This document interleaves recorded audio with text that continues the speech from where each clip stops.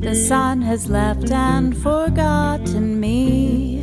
It's dark, I cannot see. Your stories don't define you, but how you tell them will. Hi, I'm Sarah Elkins, your host and chief story maker at Elkins Consulting. I call myself a story maker because I realize that when I'm fully present, I make the stories that I want to share later. Those are those meaningful moments that happen unexpectedly, whether you're walking around your neighborhood, heading into work and you see your first spring flower, a daffodil or a crocus, or even just turning and looking at your dog sleeping peacefully behind your desk. It rained on my vacation. Again. I have some regrets about Paris. That was what I heard about 10 years ago from our then 15-year-old son. I asked him what he was thinking about that he regretted from our trip about 6 months before that. He said, I regret that I didn't just enjoy it more, that I let myself spend too much time being annoyed with Jacob, his older brother, when he was just being Jacob. I mean, I was in Paris. Without a moment's hesitation, I said, Max, there are people in their 40s, 50s, 60s, and even older who haven't learned what you learned from that experience. That your happiness is up to you. That no one else is responsible for making you happy. If you're going to have a regret, I think it's awesome that you get it now, at 15, instead of figuring out later in life after experiencing a lot more disappointment.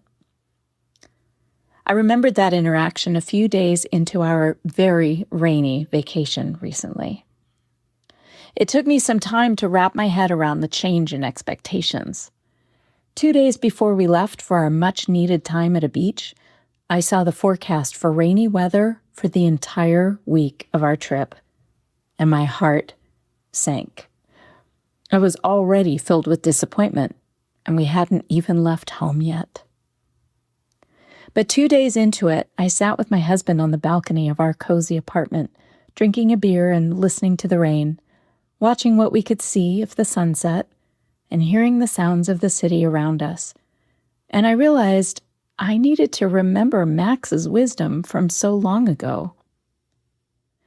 We explored in the rain. We got soaked. We nearly had to turn around in our little rental car because of a torrential downpour and risks of flash flooding. We ate fabulous food and enjoyed ridiculously priced fancy cocktails inside. And finally, with just 2 days left, the sun miraculously came out and we sat on the beach and soaked in the vitamin D we were craving.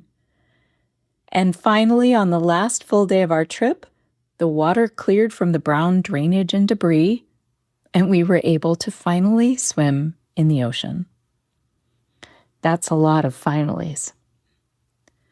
We got home late last night, and as I hiked with the dog first thing today, I was inspired by a few aspects of this experience. One is, of course, the lesson about finding happiness regardless of circumstances. The second is about avoiding regret. You see, I'm witnessing my mother and her siblings nearing their 80s and early 90s. And it's challenging not to start grieving while they're still here, laughing and sharing stories. And I hear my mom's worry in her voice, her grief as she watches her older sister and brother become forgetful and frail. And I keep coming back to an interview my friend John Gatchell shared with me when my father was dying of cancer about 12 years ago. It was a discussion with a physician who specializes in death and dying. He said, we must stop focusing on death as a medical concern. Death is a human matter, one that each of us will eventually face. A caller asked the doctor, but my mother doesn't even know me anymore. She doesn't recognize her own daughter when I walk into the room. How am I supposed to deal with this? His answer is something I've found great comfort in for all these years. He started by asking the woman how her mother reacted when she entered the room. And the woman said, well, she smiled. She was happy to see her, even though she didn't actually know who she was. And the doctor's response was, "This is not your journey. This is your mother's journey, and you are along for the ride. Enjoy her moment of happiness at seeing you. Stop trying to make her remember something she can't. It's just adding pain to her journey and to yours." How many of us are so busy worrying about what our loved ones are forgetting that we lose track of enjoying the time we still have together? If we're so focused on what we're losing, will we regret enjoying our conversations with them about random things like the weather, the funny things from their childhood that they remember, and just being together for a moment of quiet and love? As I sat on the beach on our finally sunny day, I decided to think about what was fun about our rainy days, to contemplate the precious time I was spending with my husband, away from home and daily responsibilities. Rather than focus on what our vacation wasn't, I was actively, intentionally choosing to see what our vacation was. Now it's your turn, listeners. What are expectations you're holding on to that need to be released? What is something you're grieving before it's gone?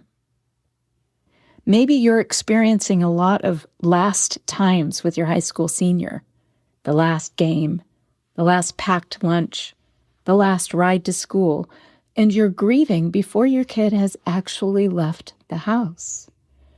Maybe it's a good time to think about the other side of the equation too. Like the first time your kid buys their own toothpaste or toilet paper, the first time your kid calls you from their first apartment or dorm room, the first time you hear your kid say, "Hey, Mom, you were right about." I'd love to hear your thoughts about finding the strength to enjoy the present moment, to avoid future regret by attaching too much expectation to a person or an event. Please let me know your thoughts. Email me or comment wherever you find this episode posted, on my website, Facebook, Instagram, or LinkedIn. And as always, listeners, thank you for listening to Your Stories Don't Define You, How You Tell Them Will. You'll find that life is still worthwhile if you just smile.